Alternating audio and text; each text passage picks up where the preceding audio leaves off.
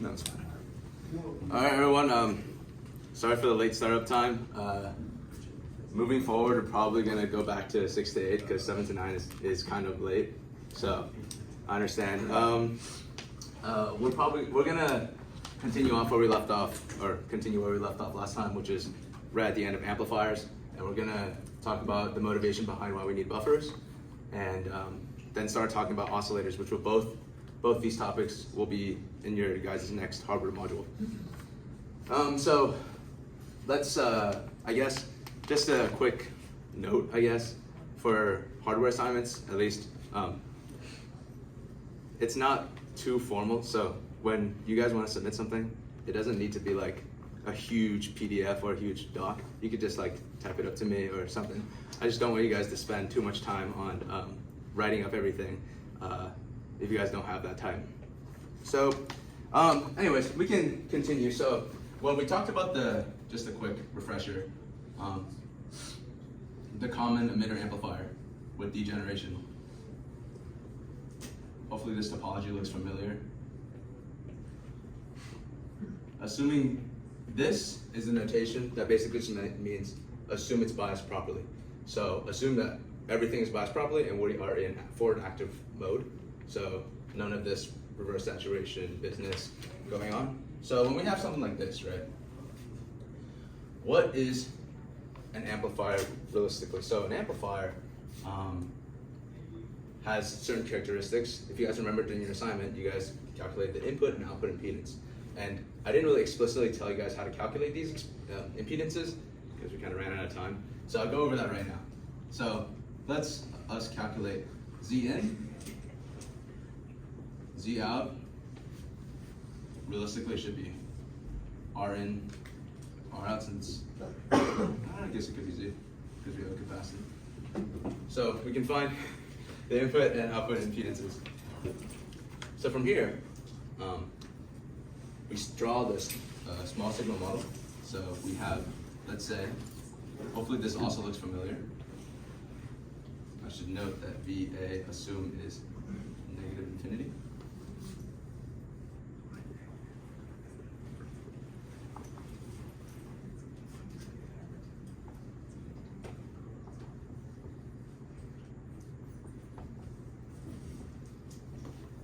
Now you guys might ask, what happened to this capacitor in this model?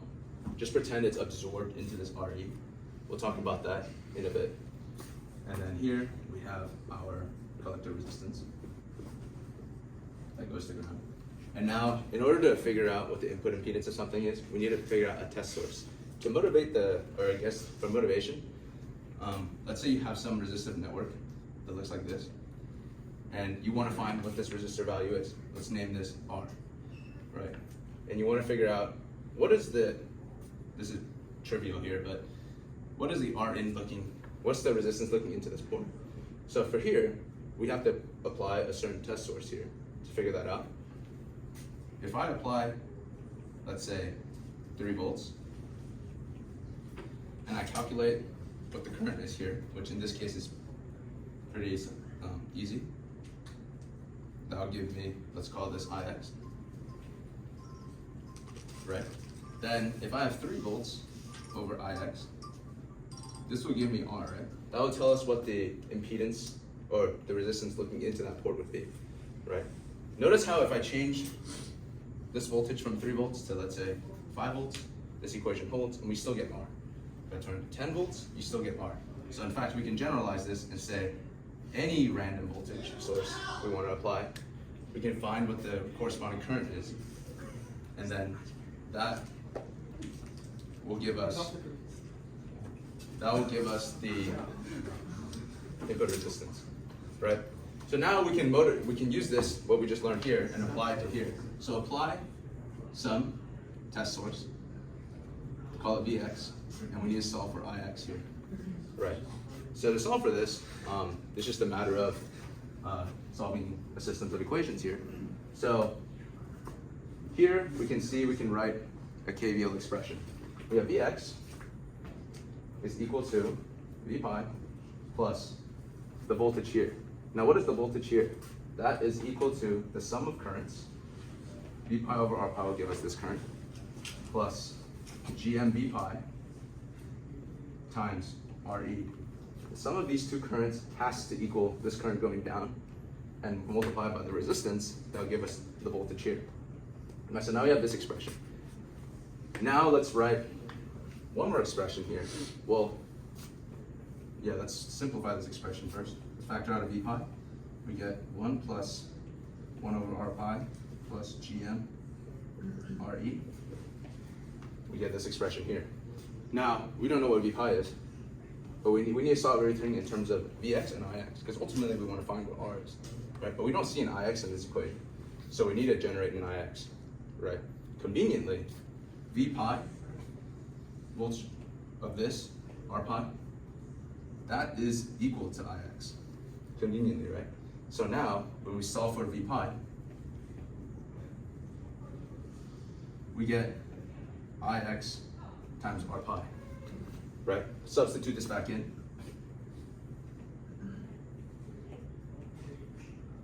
If we multiply R pi into this equation, we get R pi plus 1 plus GM R pi RE, right? We get this expression here. From here, we can just divide the Ix over, and then we get the input impedance as R pi plus 1 plus GM R pi times RE. Now, you guys might remember, or you guys might not be really familiar with working with GM and R pi. We worked with beta on our assignment. If you guys remember, R pi can also be rewritten as beta over GM. And therefore, if I isolate for beta, we get that GM R pi is equal to beta, leaving us with another expression for input impedance as R pi beta plus 1 RE. So what does this tell us? This tells us that when we look into the base of a BJT transistor, ignoring early effect, we see the resistance of R pi plus an amplified version, I guess you could say, of RE, right? Which means that our input impedance is somewhat large if you set RE to be quite large, right? Now hold on a minute. I assume this was biased properly, which means that normally we have here a resistive divider as the network to bias our transistor, right? So if we look over here, if I actually, let me black box all of that into one resistance, because this is what I'm saying the resistance of that is. If we normally have a VN, this pen is not very nice. If we have a, oh God, you have a VN going in to a cab and our normal resistive divider here, we just calculated this in small signal, that this is equal to that, R pi plus beta plus 1 RE, right? Now these two are in parallel with this. So our net input impedance looking after the capacitor will be R1 parallel with R2. All of this in parallel with R pi plus beta plus 1 RE. Which means it might look like we can increase RE forever and be like, oh, we have an infinite input impedance. That's not really the case, because usually most of the time, this term will dominate, and thus we will simplify our input impedance to somewhat looking like this. Now if you go back to your simulations, you'll notice that R pi, you can usually estimate, if you have a collector current of around 1 milliamp, you can usually estimate this to around 4K. I'm hand waving this quite a bit. Around 4K, you guys said your RE to roughly like 1,000, let's say, but this doesn't matter, it's multiplied by 100. So you get like 100K over here. Your resistive divider is definitely not gonna be larger than 100K. So this is gonna end up dominating. So you can go back and check your assignment if you, to see if this makes sense. So that's the input impedance of that network here. Now what is the output impedance? So if we take that drawing, how do you calculate output impedance? So when you calculate this, there's a step that I kind of skipped over. You have to kill all independent sources. What does that mean? If I want to kill a voltage source, I short it, right? Because that means the voltage across that should be 0. If I want to kill a current source, how do I kill it? I open it, right? Because the current has to be 0 to kill the source. So in this case, normally we have a VN signal going into here, we have to kill that signal. We short it. And it just so happens that when we short it, it goes to ground. So, our small signal, if we ignore this, for simplicity, if we ignore the resistive divider to set the bias, we get something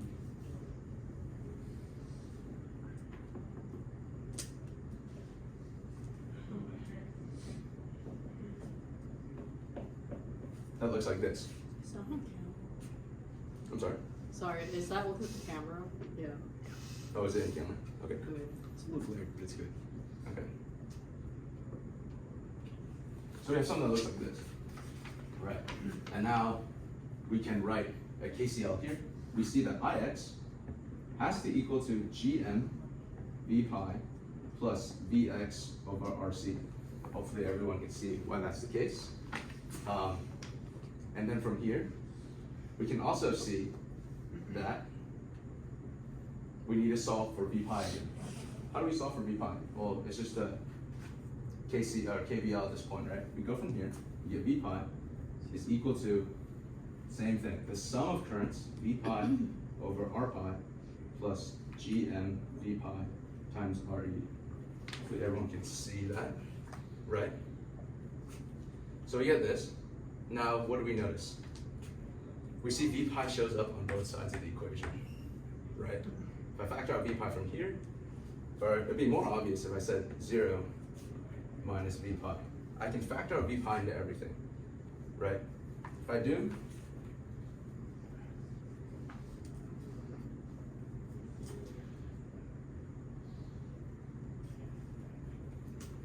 I get an expression that kind of looks like this. Minus 1. Yeah, something like this, right? Now we know that R pi can't be 0, just by definition what that is. We know that it's, if we bias everything properly, we have a proper Gm, we have a proper beta, therefore this can't be 0. We know that Gm can't be 0. Again, it's following the same argument if we bias it properly. We know that we're using degeneration, so we can't just say Re is 0, that defeats the whole purpose. So that means that V pi has to be 0, right? So V pi is 0, then this term conveniently goes away. And then we get that Vx over Ix, also known as R out, is equal to Rc, roughly. You'll notice that in your homework assignment, when you guys calculated your R out, or when you simulated your R out, you got something slightly below Rc. Can anyone explain why we get something slightly lower than Rc? You want to give it a shot? did you model the R naught? No, so that's exactly right. So in your simulations, we didn't say there's ignore early effect. Early effect applies in simulation, and therefore R naught actually plays a role in this. And this is why this assumption is not necessarily true. It's only true because we are ignoring R naught. So that's the input and output impedance of your common emitter amplifier. Now, what happens if we attach a load to this? Because, yeah. Oh, sorry. When you're explaining why V pi has to be 0, what's preventing the term inside the brackets from, like the 1 over R pi plus Gm times Re, would that never equal 1? Because like, if I equals 1, would that also satisfy the equation?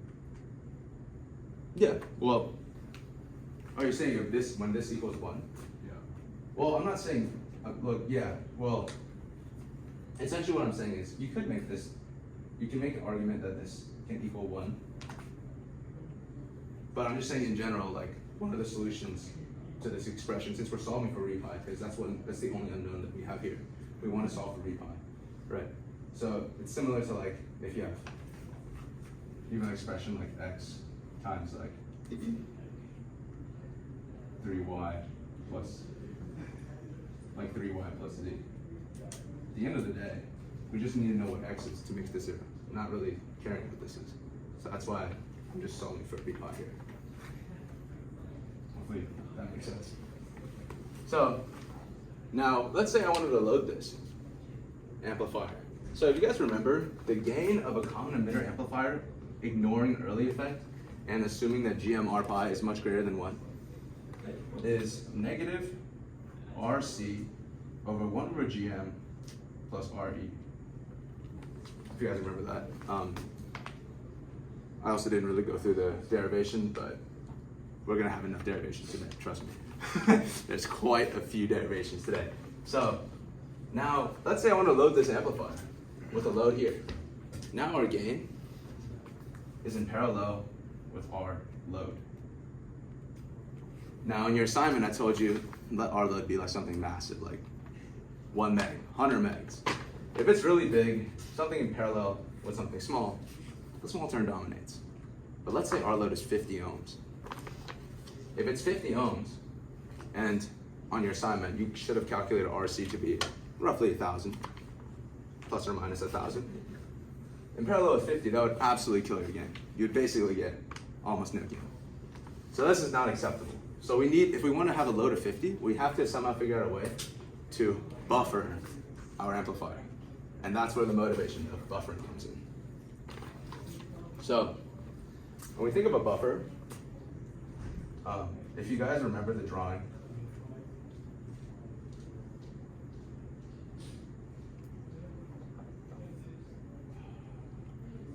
I don't exactly remember the picture that I drew last time, but I believe it looked something like this. RS, R out, I guess. R in. This is some voltage, and then some amplifier value times that voltage. So you can kind of model like an amplifier, something like this. Again, I'll have to check this drawing, but you can somewhat model like this. And ideally what would happen is we want to maintain a similar level of gain, but we want our input impedance to be really large and our output impedance to be really small when we think of a buffer, right? Like let's say we have a buffer, like are you guys familiar with this circuit? Anyone not familiar with this circuit? Unity gain buffer. What's the input impedance looking into this port? Is it small, big? A lot. A lot. There you go. What's the impedance looking out of this? Pretty small, right? So you can kind of model this kind of like this, and I guess for reasoning of why we want R out to be small, because sometimes like R in being really large, we can clearly see within the math that it works out. But why do we want R out to be small? Let's say we attach a load. If this is our amplifier, this whole thing here, if that's our amplifier, and we have some load resistance here, ideally you want R out to be significantly smaller than R out such that most of the voltage will show up here. We don't lose that much voltage from this drop. That's the idea of why we want R out to be really small. So how do we make something like this? Because we don't want to use an op amp, that's boring. We want to use transistors because they're cooler. So this would be very useful to remember, and that's also very useful to remember. I will be referring back to these pretty frequently. So the next circuit we're going to be learning about is called the common collector amplifier, also known as the emitter follower, also known as a buffer. So what's the topology of this look like? Again, assuming this is biased properly,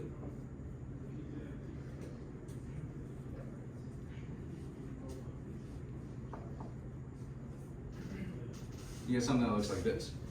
Assuming this is biased properly, and we call this V in, and this is V out, right?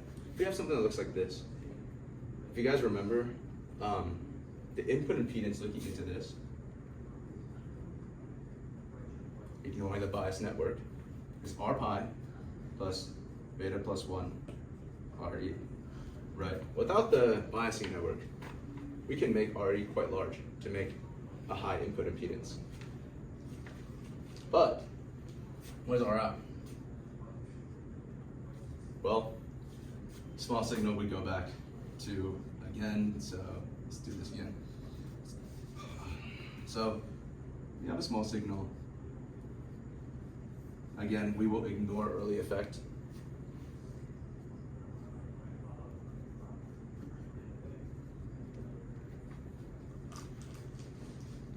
GM V pi plus minus V pi R pi. And we need to put our test source here. Vx, Ix, this is connected to ground. Right. So from here, what do we see? We can write an equation, KVL here, right? We see V pi, this voltage, has to equal to the sum of currents going down, RE. So that's V pi over R pi plus GM V pi plus Ix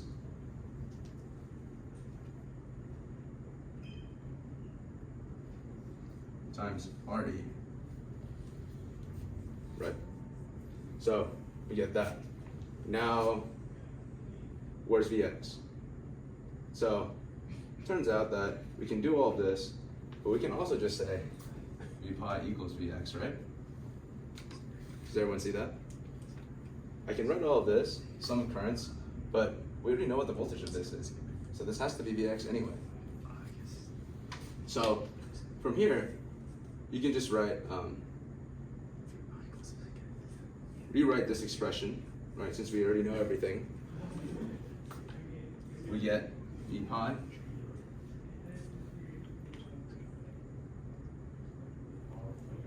yes. Should Vx equal negative V pi? Yes.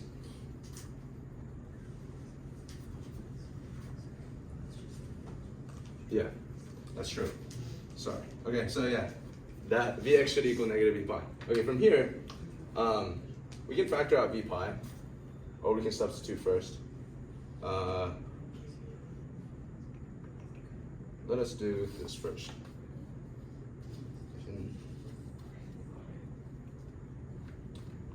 To make our math easier, let us, because this is going to make our life a little easier, let's remove RE for a second. If we remove RE, I'll explain why we can remove RE to make it a little easier. So we'll just first figure out what the input impedance looking up that way is. So from here, we can actually just do 1 KVL. So we see that V pi over R pi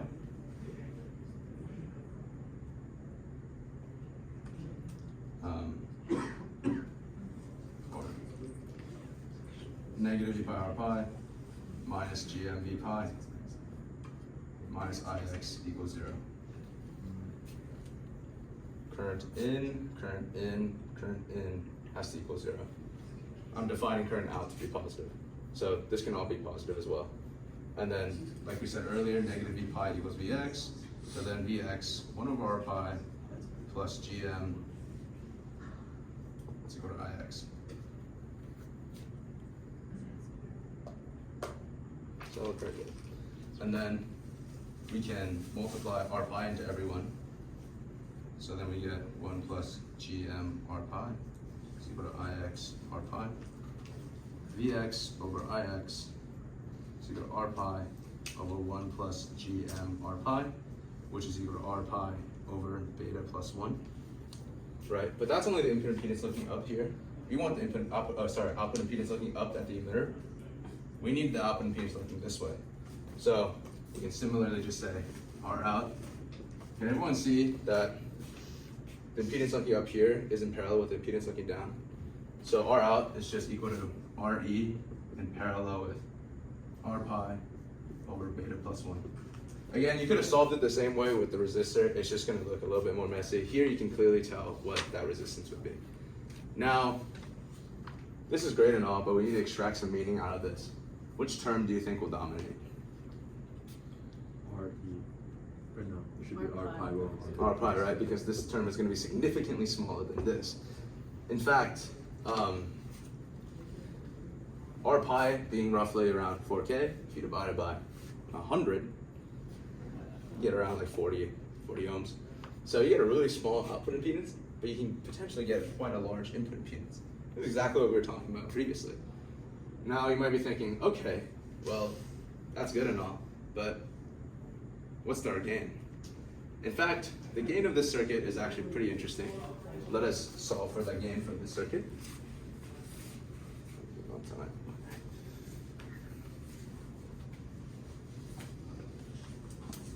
Let us solve for the gain of this circuit. Oh, I thought I heard someone say my name. Okay. Let's say we have something that looks like this.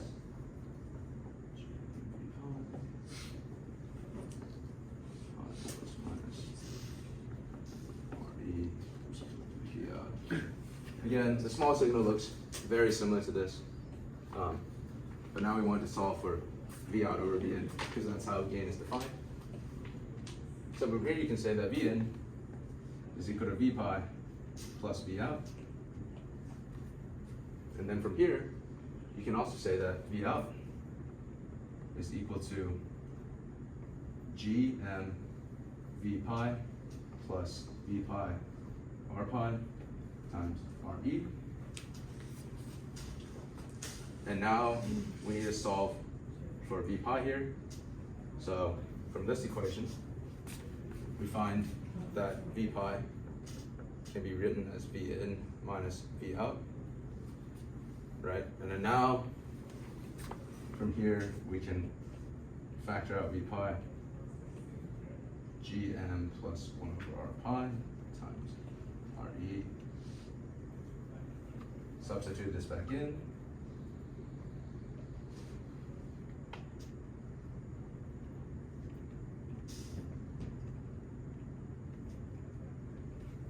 Get something that looks like this.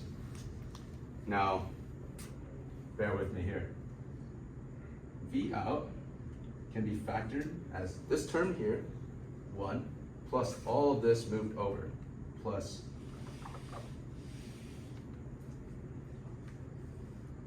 GM plus 1 over R pi times RE,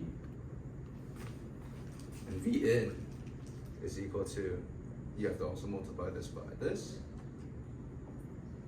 Does everyone see what I did here? I just factored it and moved each side, or moved everything to its corresponding side.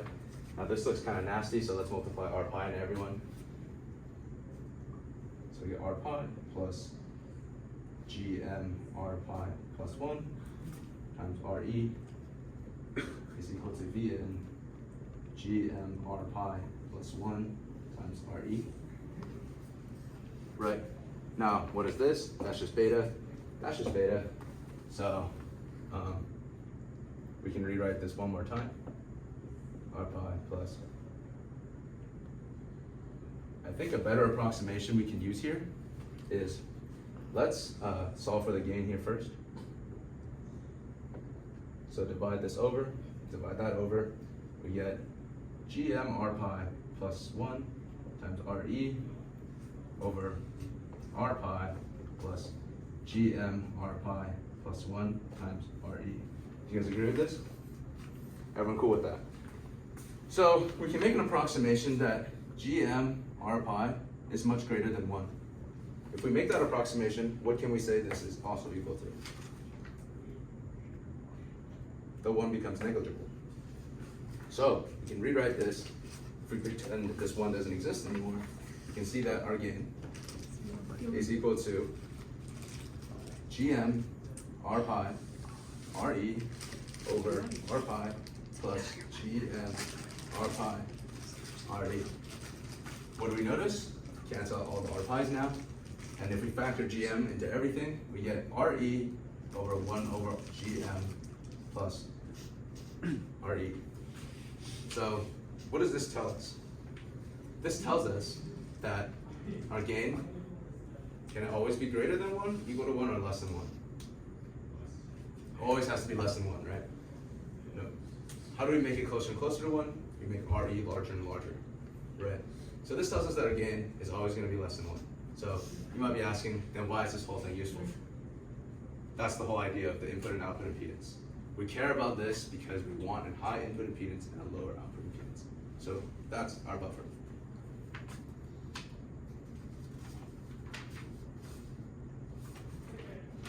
Anyone have any questions? Yes. So when you're talking about the effective input impedance of an Mhm. amplifier, you have to put the bias Yeah. resistance in parallel with Yes. that. Mhm. I see. And like earlier we were talking about how like we thought you could just make RE as high as you wanted for Mhm. the common emitter, Yeah. but then you are limited by the bias network's Yes. equivalent resistance. Mhm. So what's just stopping you from increasing the bias network's resistance as well? Like You using can. two really large resistors. Right. It's a good question. And I guess this will finally give more meaning to when I said in the assignment you can make the ratio of R1 and R2 be anything. So what's stopping you from making R1 being like 10 ohms and R2 being like 7 ohms? So in order to answer that question, I'm only going to draw the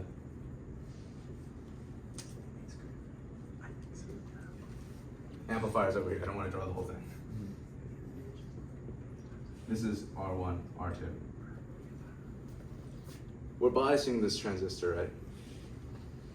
Can someone tell me something about power? What if I increase the resistance versus decrease? The ratio is always going to be the same for the voltage divider.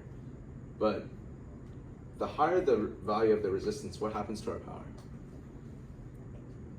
Has to decrease. That means because less current is going straight from VCC to ground. So ideally, we want to make R1 and R2 very large to bias it properly. Let's say for the sake of this example, we want the base to be at 2.5 volts. What's stopping us from making R1, R2 equal to 10 meg to really cut down on our power? Any ideas of why we can't make R1, R2 as big as we want? So we can make R1, R2 as big as we want because what did we say the input impedance of this looks like? We said the input impedance looking at this transistor is equal to R pi plus beta plus 1 times RE. At some point in the past, when you guys set your R1 and R2, most of you guys have noticed that like 10K, 12K, stuff like that.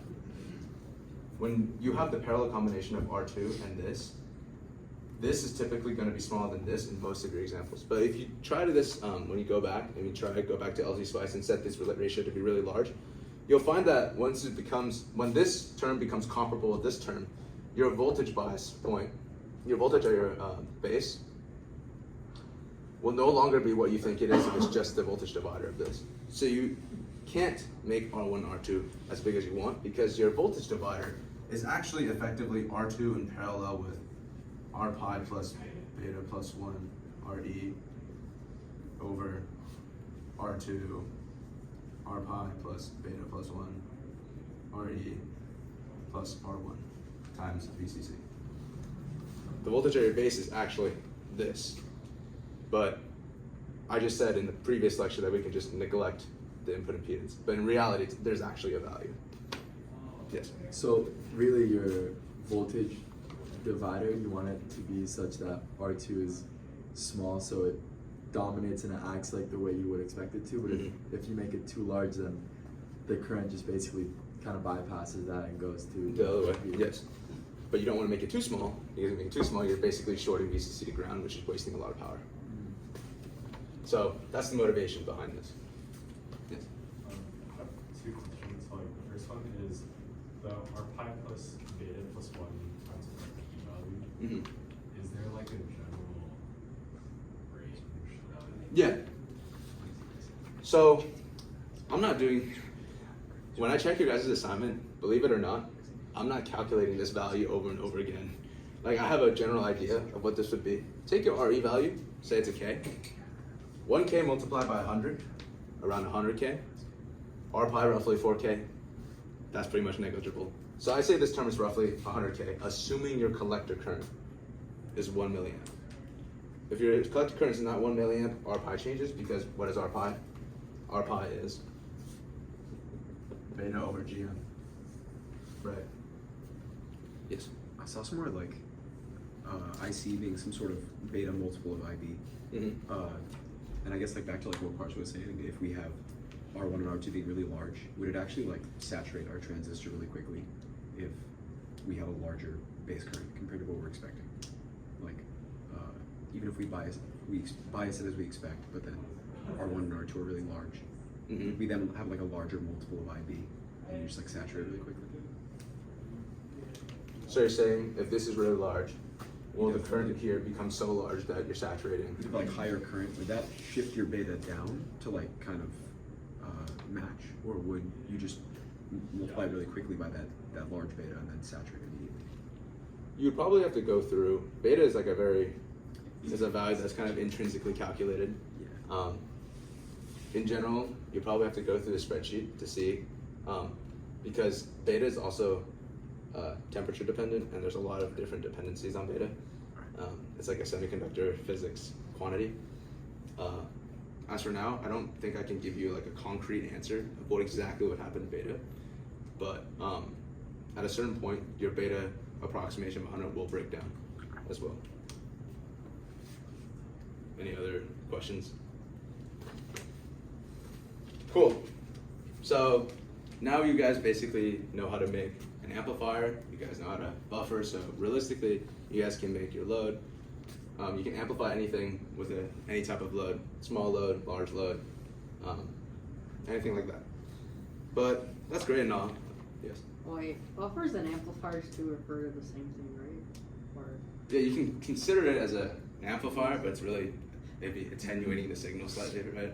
But this is just people just normally call it just a amplifier, but realistically it's also a buffer. In case you guys were wondering, in the because the last amplifier I didn't cover was common base, and you might ask, like, for a common base, what would be the gain? This might be helpful in the future if you guys end up making a common base amplifier. A common base amplifier, the gain is exactly the same as the common emitter, except you don't get a negative. You don't get an inversion of 180 degrees. And if you did mod 1, you would see why that's the case. But yeah, so that's all of that. If there are no other questions, I will be moving on to oscillators. No questions? Okay. Remember all of this, because you might need it in a bit.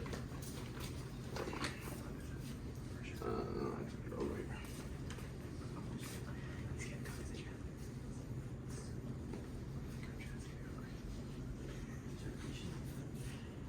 Okay. Oscillators. So before I get into the nitty-gritty circuits part of oscillators, let me remind you, actually, by a raise of hands, who has taken 141? Okay. Okay. I mean, we're not going to go that deep into 141, but this is just like another way to intuitively see what's going on. So, in let's say we have some circuit block that looks like this. We have V in going into summing block.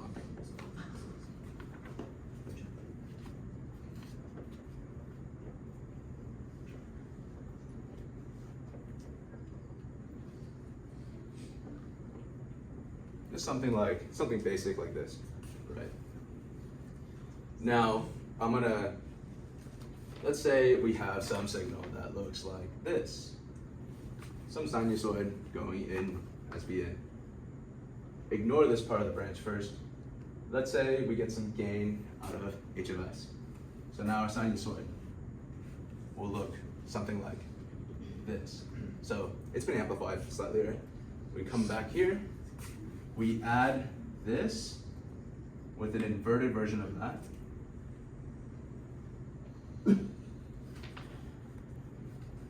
Well, actually, if we add this with the inverted version of this, what does that equal? Doesn't really equal anything, right? So what do we need to do? We need also, here's some the oscillation criterion, right? So, oscillating. I hope I spelled that right. Conditions. Right? Here we show that if they're the same sign, then nothing really interesting happens. But, so therefore, there's two things that we need to do. We need to make sure that the phase of h of some frequency has to equal 180 degrees. And let's see why we need it to be 180 degrees. So let's go back to this example. We see that if it's in phase, nothing really interesting happens. You can add this and this, and it just might look like a mix. Now, let's invert this. We invert this, and we amplify it. So I guess also h, the magnitude of h of j omega at 1 has to be, let's just say for now, greater than 1. So that means we get some gain, and we also flip it. So then when we go back here, when to the summing block, we have this, and we add this to it.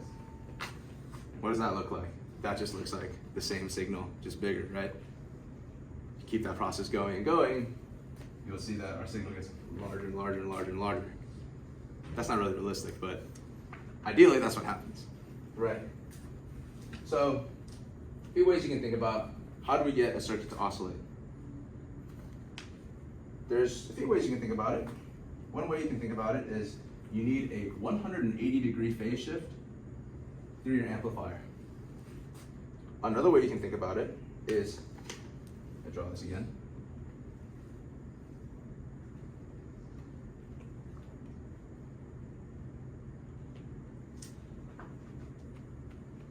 Another way you can think about it is you need a 360 degree phase shift from where you started and where you ended.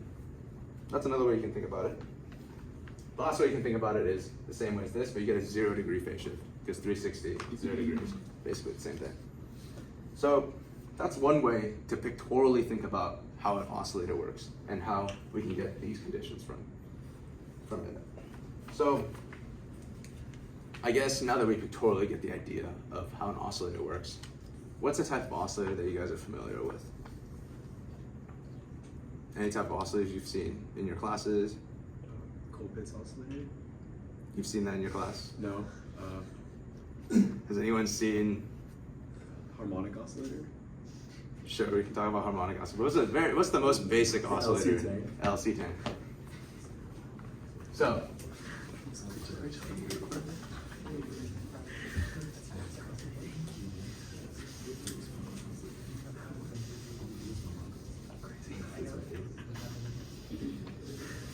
an LC tank.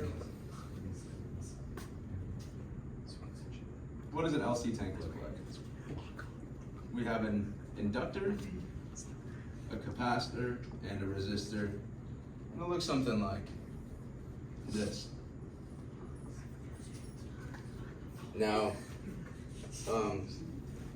without going into too much detail, let's just assume that the capacitor is at a certain voltage, so we can kind of kickstart this thing.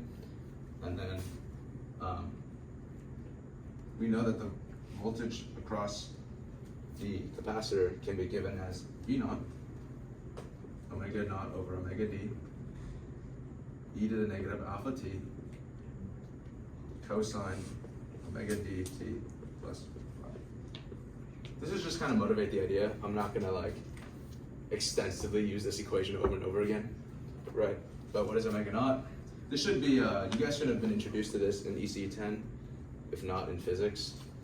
I'm actually not sure if they teach it in physics, but I'm gonna be real with you, I have no idea if they teach this in physics. But these are like the values that you normally see.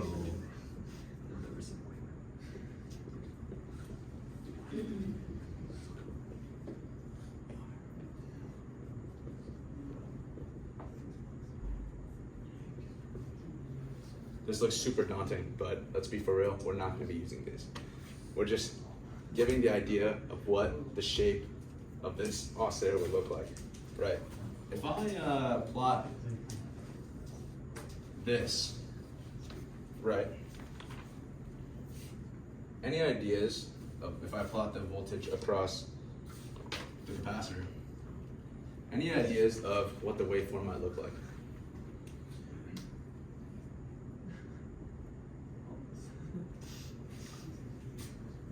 It would look something kind of like, oh god, that looks terrible.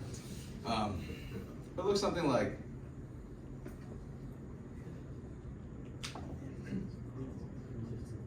hopefully that looks familiar to everyone. We'll see something that looks like this, where this is kind of bounded by your exponential over there. Yeah, looks something like this, right? So, what's the reason why this can't oscillate forever? Go ahead. You've got a, oh, sorry. Yeah, a resistor. So that's kind of like a big problem for us, right? We have a resistor that's killing our oscillation. We can set the frequency by just setting L and C to be at something, as you can see here. But at the end of the day, the resistor is kind of killing us because it's dissipating our energy. So how do we fix this?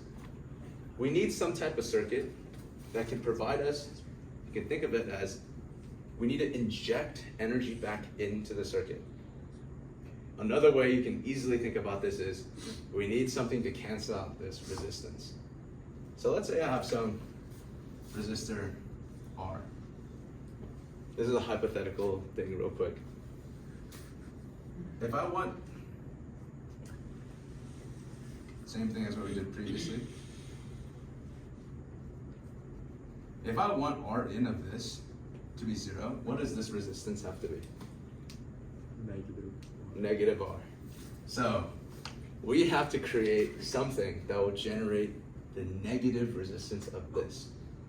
Now you might be thinking like, how's that even possible? You would be right, it's not really possible with just a discrete component. You have to generate a circuit that would give you a negative resistance. So we need an active circuit to do this. So in order to get negative resistance, we're going to be building a circuit that looks something like this. We have our LCR tank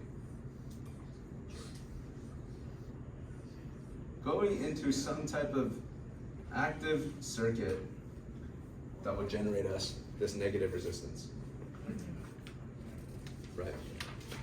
So we need this negative resistance. How do we go about generating this negative resistance? I'll tell you after the break.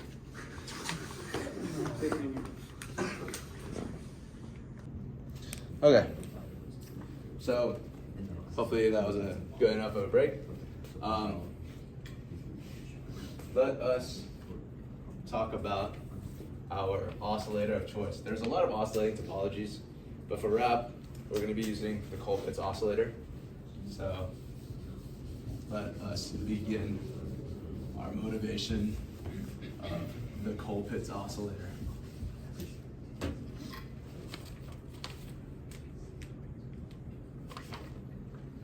The Colpitts oscillator. So first, I'm just going to draw what the topology looks like, and then we'll analyze it together. So what is the Colpitts oscillator? Remember that we talked about how we need a L, R, C circuit? This R here is not an R that we just decided to slap in. That's just the parasitic resistance of our inductor that we have to model, because it's actually significant. Because that's actually the reason why we don't even get pure oscillation all the time, is because we have some parasitic resistance in our inductor. In general, we'll lump every single parasitic resistance into this inductor, or into this resistor. It's not just the inductor, but that's a topic for another day. So we have something that looks like this. Let's call it C2. All right, and I'll explain why we need to split this up, but that's just part of the topology here. But everyone can see that this is still an LRC circuit, right? So from here, this needs to go into a decoupling capacitor, and then we have our bias network into an amplifier,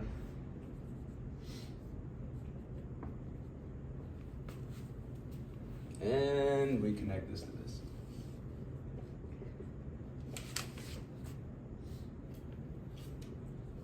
Now that looks like a nightmare to analyze, but we're going to be making quite a few assumptions that will help us analyze this in a more neat way, I guess you could say. But this is the topology of your Colpitts oscillator. So at the end of the day, what do we want to see? We need to find what the input impedance looking in here would be, right? So how do we find the input impedance looking into here? Let's draw that small signal model again. We get Vx. Now, let us, for the sake of simplicity, ignore these resistors for now. And so what do we see at where we normally see R pi? Also, we can ignore this because at AC, this is basically just a really, really small impedance, so we just pretend that doesn't exist. So normally we see R pi here, but now can everyone see that R pi here is pseudo in parallel with the C1 here? Does everyone kind of see that? If we neglect this and this is really small, then these are basically shorted, and then this becomes kind of like right here as well, right? And what is, everyone understand why the impedance of a capacitor can be written as 1 over C1 times S? Anyone not understand that? Okay. So I can just give you like a quick crash course on what that would be looking like. So S here, if you let, this is the kind of like the Laplace domain of circuit analysis. If we go back to steady state domain, then we let S equal to j omega, and we get something that looks like this. And essentially what this says is, to an AC signal, what does the impedance of a capacitor look like? To an AC signal, let's say omega 0. So DC. At DC, what is the impedance looking into a capacitor look like? Looks like infinity, right? Which is exactly what we expect. It's a DC, steady state, it's an open capacitor. At infinite frequency, at really, really high frequency, what does this tell us? It goes to 0, which also makes sense, right? Because at super high frequency, we expect that entire frequency spectrum to essentially go through. So this essentially just models what the impedance of a capacitor would look like given a certain frequency. And this is how we write it. I can also write the same for the inductor. And you might be asking, why is this J here? That's just responsible for some phase shift, but let's just ignore that for now. You can apply that same analysis for this. An inductor at DC, what do we see? Or is it infinite or 0? It's a short. It's a short, right? Because omega equals 0, so this entire term goes to 0, right? But at infinity, we see infinite, which makes sense. When the frequency is really, really high, your inductor kind of just blocks it, right? So that's the idea of that. So can everyone agree, or I guess, does everyone agree that 1 over C1s is much less than R pi? Does everyone agree?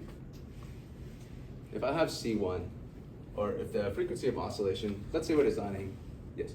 Could you explain why C becomes a short with AC, but C1 doesn't? Like why does that not apply to C1? This is just like, for simplicity of analysis, you could include C, it just will make things very, very nasty very quick. But at the same time, our C value here isn't, I guess our C value here, you can kind of make kind of whatever, because this is just a decoupling capacitor, right? So you can set certain value of C such that this becomes negligible. But this you can't, because these two capacitors are actually setting the oscillation frequency, which we'll see real soon after I go over this analysis. So if everyone agrees with this, after I explain this, if it still doesn't make sense, let me know. So from here,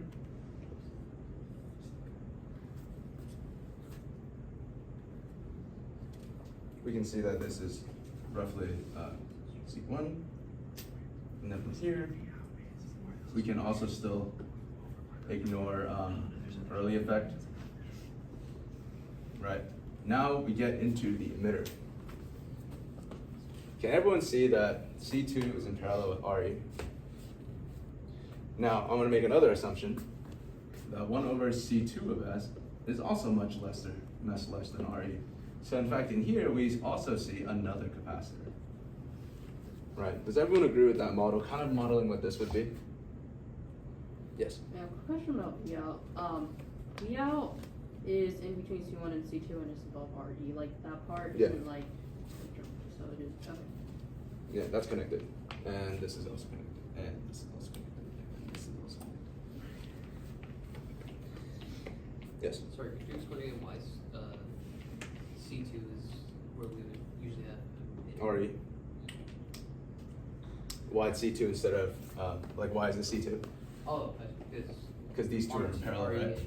Yeah, we're finding what the input impedance of looking into this is. So that's why we don't see L and RS in our whole small signal. So once we get here, this is where we gotta do some math now. So from here, V pi C1s plus GM V pi times 1 over C2s plus V pi has to equal Vx. Right? Does everyone kind of like see that?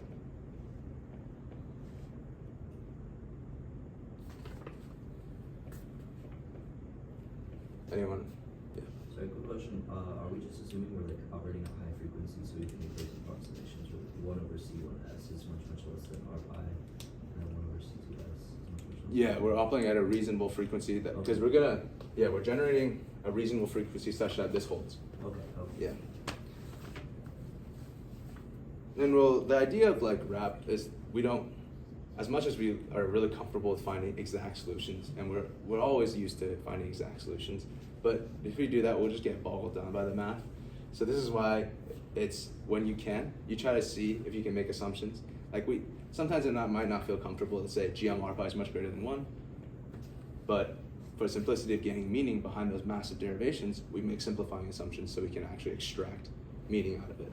And this is kind of like one of those examples where we want to make these assumptions so we can extract meaningful values out of it, or else it will just, the equation I can solve for with these will just be absolutely insanely large and no meaning is really going to be extracted.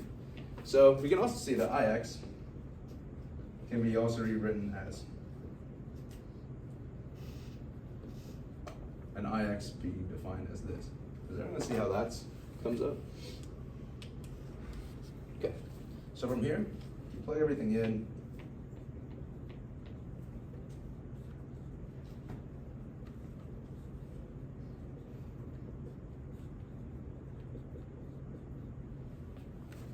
Right? And then from here, let's see.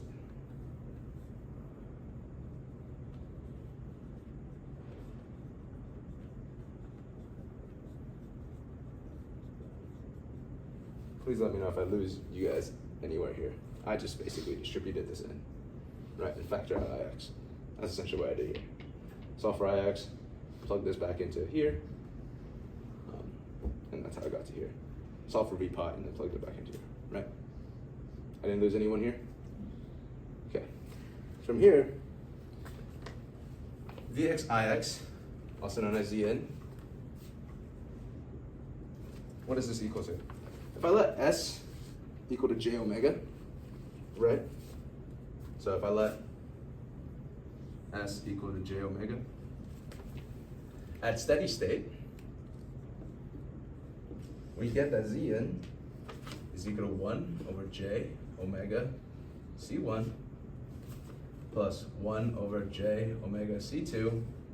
S squared becomes minus gm C1 C2 omega squared. Aha! Does this look like something that we want? Anyone can see, what is this? This is an imaginary component of impedance. This is also imaginary. So what does that mean? Since these are both imaginary, they're just energy storing units. So these just kind of store energy.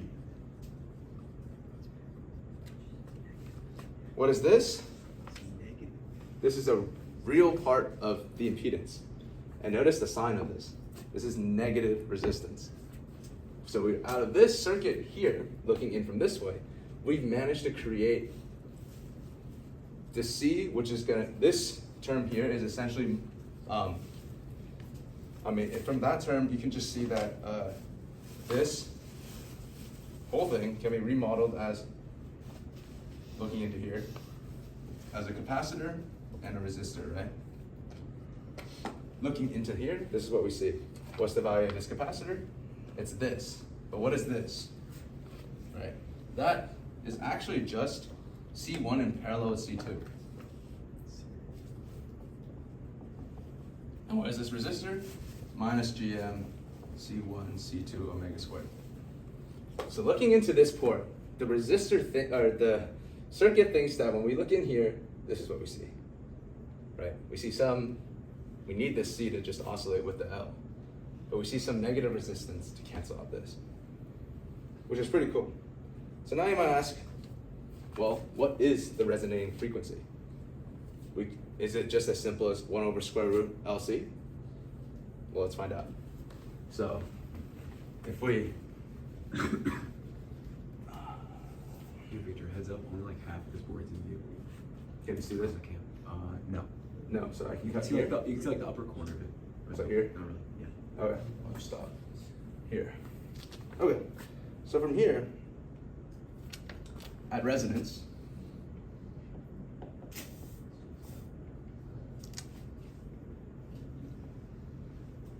frequency,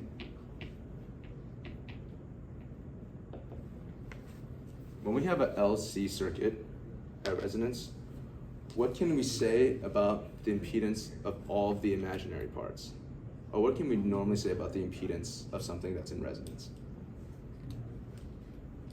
They have to be equal to 0. So, what do we have here? We don't care about the real part, so we can ignore the RS, we can ignore the negative GM, negative resistance. And so we see that we need J omega naught L plus 1 over J omega naught C1 plus 1 over J omega naught C2 has to equal 0. Does everyone agree with that? At resonance, the imaginary terms have to be equal to 0. Right. Let me multiply J into everything. So we get omega naught L. This becomes negative omega naught L, and move this over to the other side.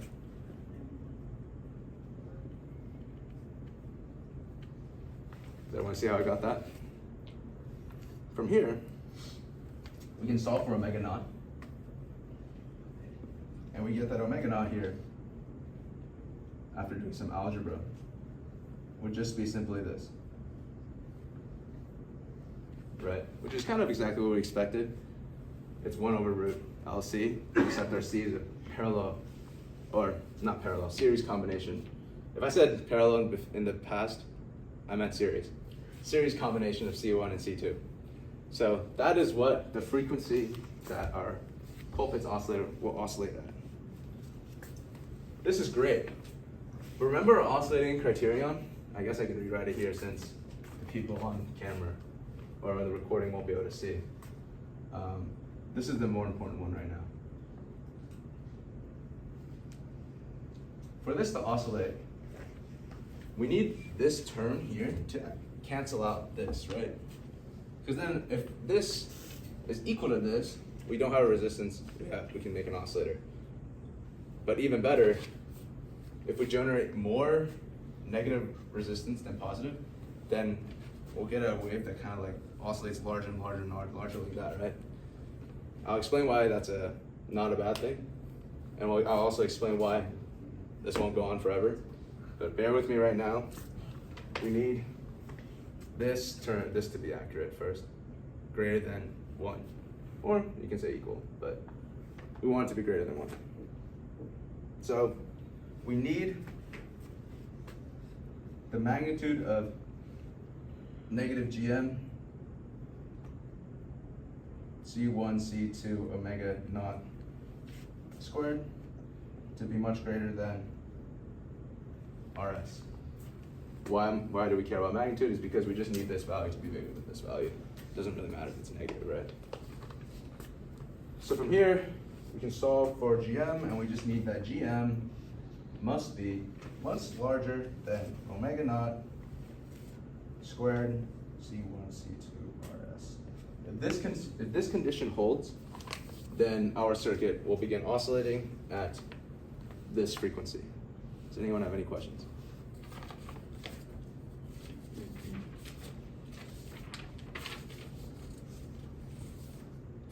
Now you guys might be asking, like, hold on a minute. This doesn't really make much sense. Let's is there another way I can think about why this oscillates rather than the pure hardcore circuits way? You can also think about it in terms of more of a 141 way or a feedback way. Am I going to erase this?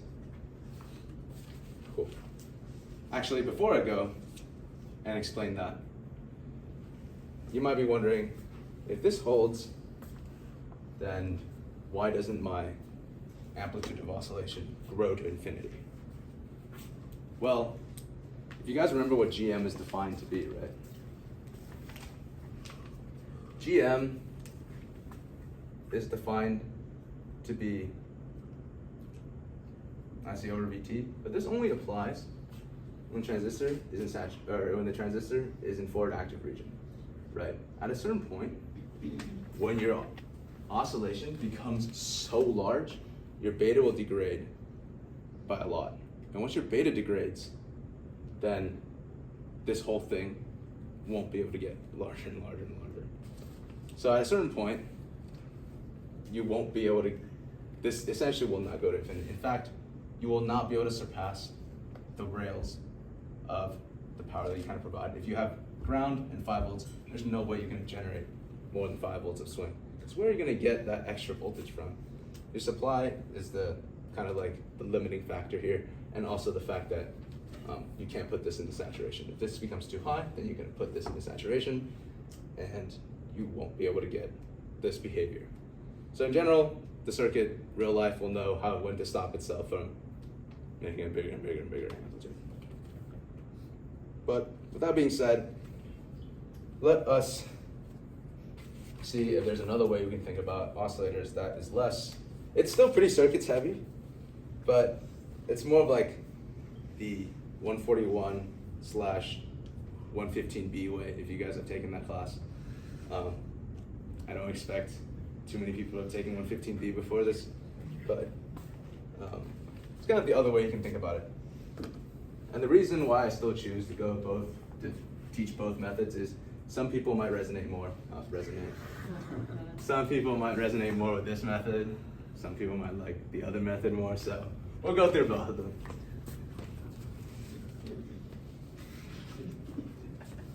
That pun was not intended. Okay. So we still have this circuit here. Let me get some water real quick. Hey everyone, I decided that when I was explaining the alternative method to solve for the oscillation criterion, I wasn't clear enough, so I decided to make like a supplementary video to complement what was said in lecture. If you were in person, I hope this clears some of the things up for you. If you were not in person, then you won't really have to worry about what was going on previously. So we're back here. So from 141, we know that we need for the oscillation criterion to have gain times beta be greater than or equal to 1. And we need the phase shift of 0 at omega naught so that we can continue oscillation. So with that being said, let us begin by talking about the Colpitt's oscillator here. We see that we have the oscillator part over here, and we have the amplifying part over here. Now, in order to get AV, beta is greater than or equal to 1, we need to figure out what AV is. So if you remember from earlier in the lecture, we know that the gain of the common collector amplifier can be given as RE 1 over RGM plus RE, right? So from here, we need to figure out what RE is. Now, RE is not just simply this resistor here. In fact, we need to consider all the elements that we see looking down here. That means we see this, this, and this. And the reason why we don't consider C is we consider that to be, we kind of neglect C here because we assume that the impedance at that frequency, at the frequency of oscillation, is such that the impedance of C is really, really small. So what does that network kind of look like here? So if we can draw out what that network would look like here. We see from here, if we look down, we notice that we see RE, which is why this is RE. And if we continue tracing through this way, we notice that we see C2 going to ground. So we can draw here, C2 going to ground. And then if we look here, we see C1 going up to VF. So, but that's not connected to ground, so we can put C1 up here. And then we see two paths. We see something happening over here, and we see something happening over here. Notice that these two are in series and going to ground, so we can have the good old inductor. We can have the inductor and resistor combination go to ground, so we have L, RS here, and then finally we have the R1, R2 resistor chain. So we have something that kind of looks like this. Now we can see that this is what the equivalent resistance looking into this port would be. Yeah, so we need to make, or I guess this should be a total CE looking in. We essentially are solving for this right now. We are currently solving for what the emitter resistance of this common collector amplifier would be. So this is what we came up with our network. You can see that this part of the circuit here, this node here, corresponds with this entire node right here, since we are neglecting C. So, and this node all the way up here is corresponding to this node, all of this node here. So that's where, hopefully that makes sense in terms of where we're looking at this network. Now we can make some simplifying assumptions. We can assume that RE is much larger than the impedance of the capacitor C2, and which I'd write like this, or I guess I can write it like this. Either way works. And we can also assume that SL plus R of S is going to be significantly less than R1 parallel with R2. These are just some simplifying assumptions. We know that for a circuit like this, R1 and R2, the biasing network is going to be much larger than the impedance of the inductor plus the parasitic resistances that come from the inductor. And we know that the impedance going through a capacitor is going to be significantly less than RE. Now you might be curious as to why. It's because we choose biasing resistors to be typically quite large, and to how large we explained previously in the lecture. And then we know that at the frequency of oscillation, we know that these capacitors' impedances are just generally small compared to RE. RE, I won't explicitly say how big that should be, but you guys, that's part of the kind of like the design process that you guys will experience during your assignment. So once we get here, we can rewrite this circuit now because of all these simplifying assumptions that we just made. We can rewrite the circuit as such. Because RE is much greater than 1 over SC2, we can effectively kind of remove it because R1 parallel with R2 is much larger than the LRS series combination. We can also remove this. So now we have a network that kind of looks like this. Now to make it like very, very obvious what we're looking at here, I'll label this V0 and I'll label this VF, where VF is the node up here,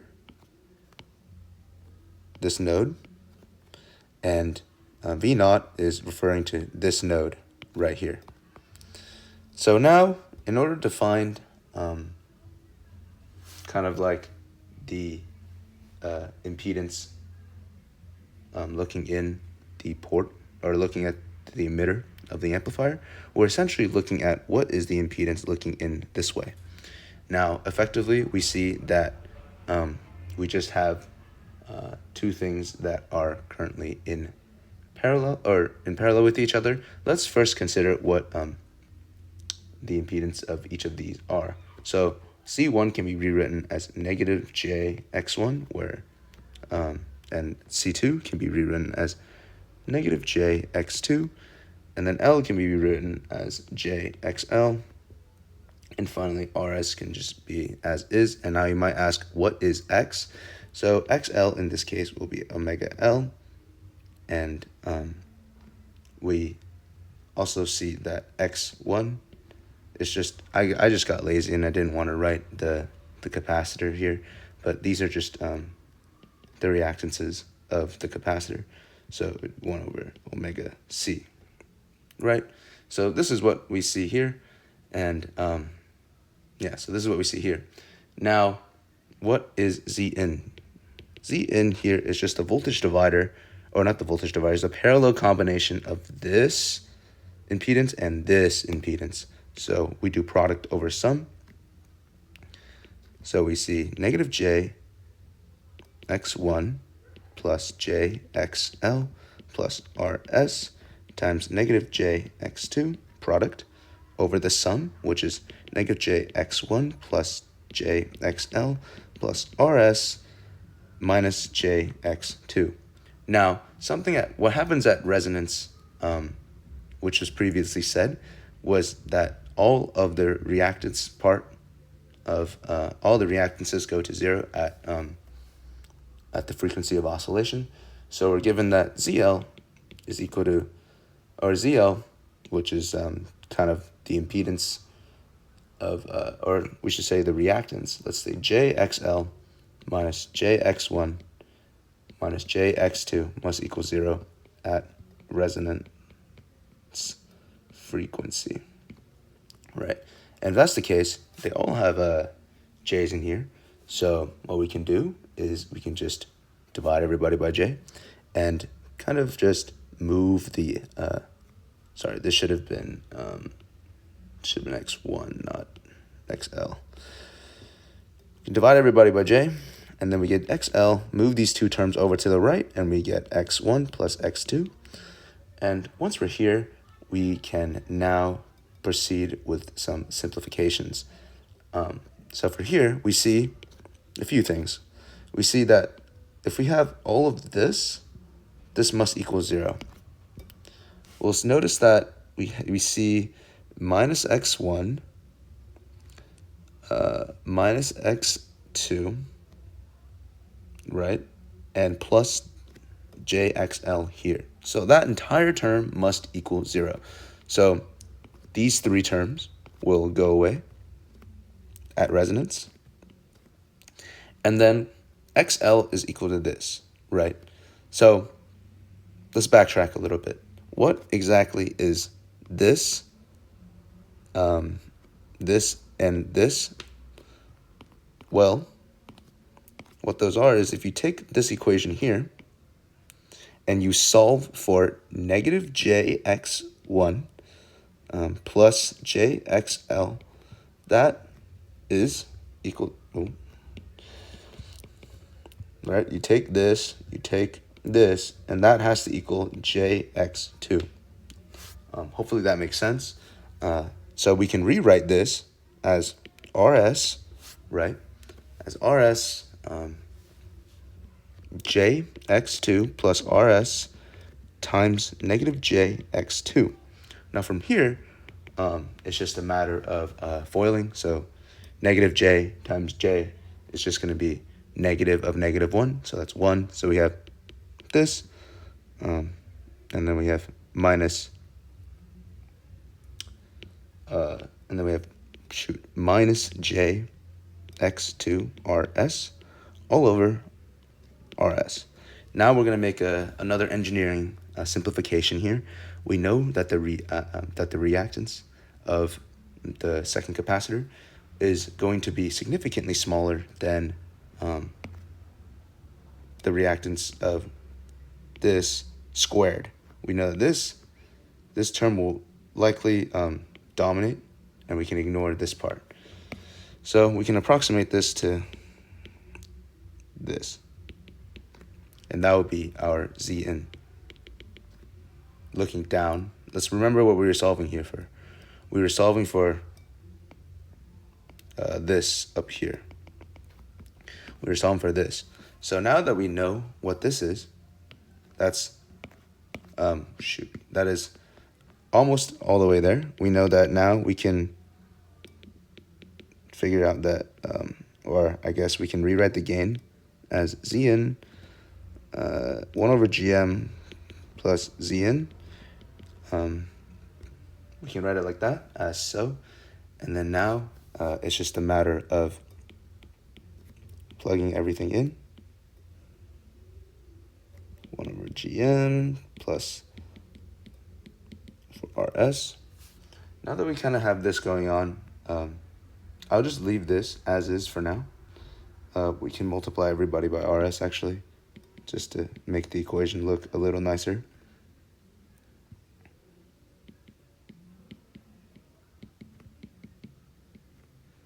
And then kind of multiply everyone by Gm.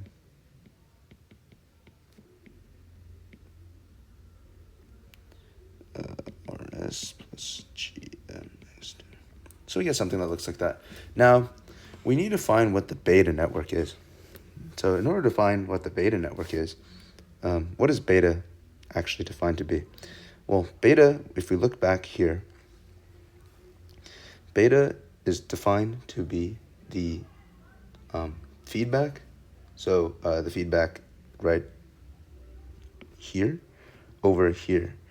So let's call this V naught, because that's exactly where this is, and VF, which is exactly what this is. And now we just need to find what beta is, which is just the ratio between this and V naught over here. So beta is defined to be, by definition, VF over V naught, right? And what is VF and what is V naught? Well, VF, if you look at, or I guess I can write it down here. We have VF here. So if you look at this network again, right here, we can write VF in terms of V naught because that's just a voltage divider. So if we have VF here, we notice that VF is equal to V naught times, well, it's just a voltage divider, so JXL plus RS, JXL plus RS minus JX1. So we get something that looks like this, right? And now we can divide this over.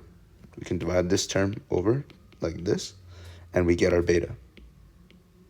So beta network is JXL plus RS over JXL plus RS minus JX1. So once we get to here, we can plug in our assumption, or not our assumption, our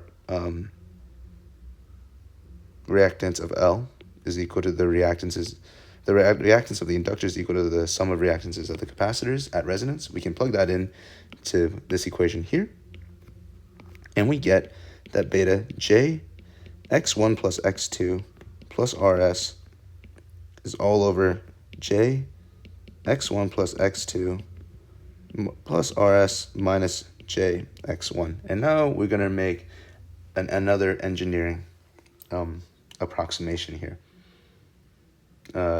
We're going to say that this is approximately equal to x1 plus x2 over x2.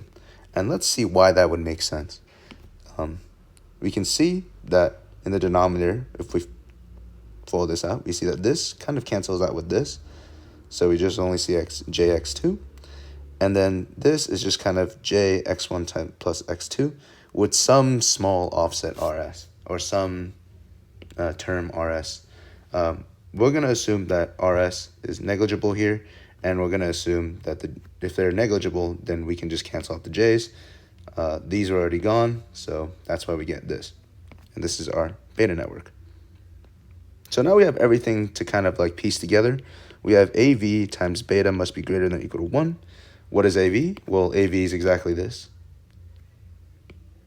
Let's get this over here. AV is exactly this. What is the beta? Beta is x1 plus x2 over x2, right, from over there. And now we just need to kind of massage this equation so that we can get something that looks like what we're more familiar with. So to kind of write everything here, this will cancel out with one of these.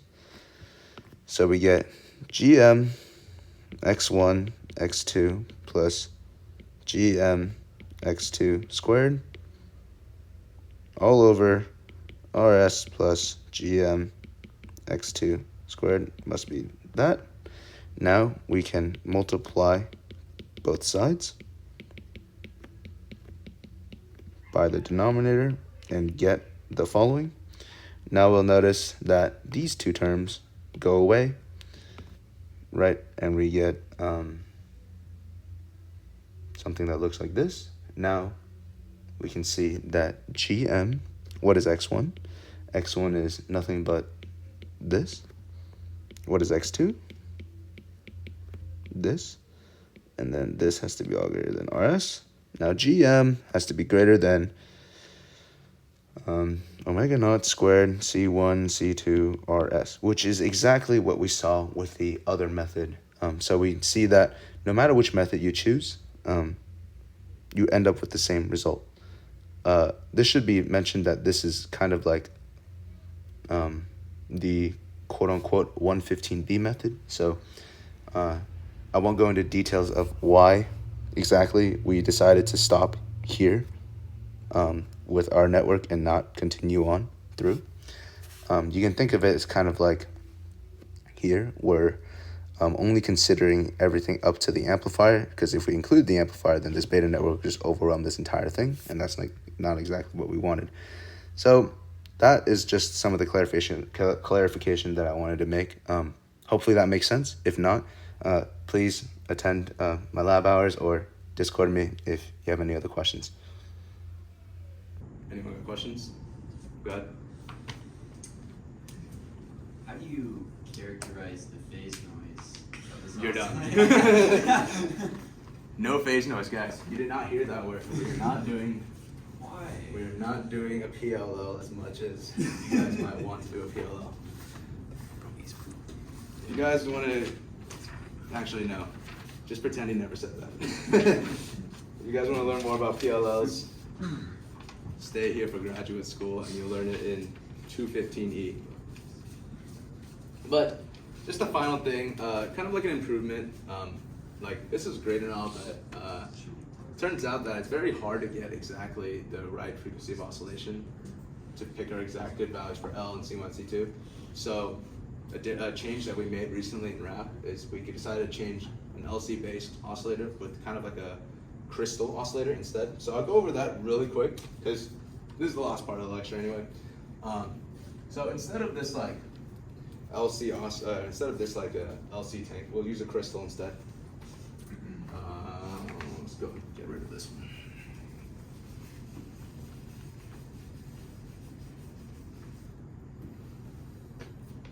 So, anyone know the circuit diagram, or not circuit diagram, the element drawing, or whatever the name is, for a crystal oscillator?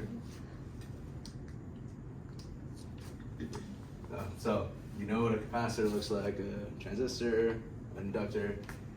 We engineers are so cool, we came up with this for the crystal. But we can model this crystal as a few things here. We can model it as an inductor, in series with a capacitor, in series with a resistor. And all of this in parallel with this R that we'll call, or not R, and this C that we'll call C naught. And this is just like, you'll notice that when you get a crystal, it's kind of like in the shape of like around something like that. And so this is just modeling packaging capacitance. But that's what that is. Right. If you guys are familiar with the concept of quality factor, the quality factor of the crystal is significantly higher than this, which is why we use a crystal oscillator anyway. You want a higher quality factor. The quality factor is defined to be this, in case you forgot. So the higher the quality factor means the less parasitic resistances that we have, which is good. So you won't really need to know this because we're just going to give you a crystal, but C is usually, just for your own information, C is usually in the orders of tens of femtofarads. Does everyone know how small a femtofarad is? -15. -15. R is on the order of hundreds of ohms, and C naught is on the order of a few picofarads. Right? And so, because of this extra packaging resistor, the characteristic, or I guess characteristic of this is actually quite interesting. So let us plot out what this might look like. So if we have a crystal, right, this is the omega axis, and this is kind of like the impedance of the crystal at different frequencies, right? We'll notice that we have kind of two resonating frequencies. We have 1 over square root of LC, and we have 1 over the square root of L C naught over C plus C naught. We have two resonating frequencies. And the way this works is at a super low frequency, it's kind of very, very capacitive because these kind of two dominate. So we see high impedance. And then here, at some point, we reach a local minima. And then I guess I could draw it a little lower. And then we kind of increase back, but then at higher frequencies, this kind of kills any type of impedance because this shorts and we come right back down. God, this marker is terrible. I hope everyone can see that.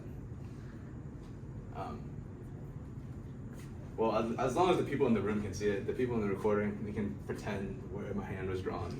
They know what it is. But an interesting feature of this is we have kind of like a inductive region, right? Here, as frequency increases, our impedance increases, which is characteristic of an inductor.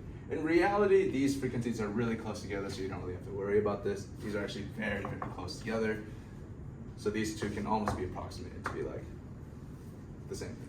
Does that mean you have like a decrease in the jump and then another decrease? Right, so if you look at the orders of magnitude right here, tens of femtofarads, essentially, these are in series, right?